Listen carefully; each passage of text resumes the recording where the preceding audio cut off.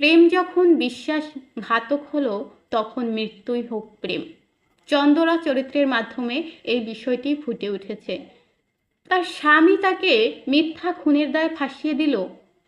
স্বামীর প্রতি এত বেশি অভিমান হয়েছে, সে মৃত্যুকেই বরণ করে নিয়েছে।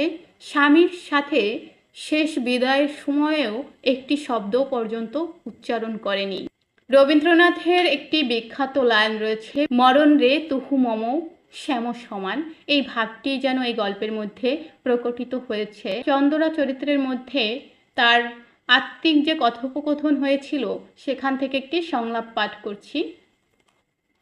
আমি তোমাকে ছাড়িয়া আমার নব যৌবন লইয়া ফাঁসি কাষ্ঠকে বরণ করিলাম। চন্দরা চরিত্রটি নিজের জায়গায় অটল থেকেছে। শেষ পর্যন্ত তাকে বাঁচানোর জন্য শ্রীদাম এবং দুঃখীরাম দুই ভাই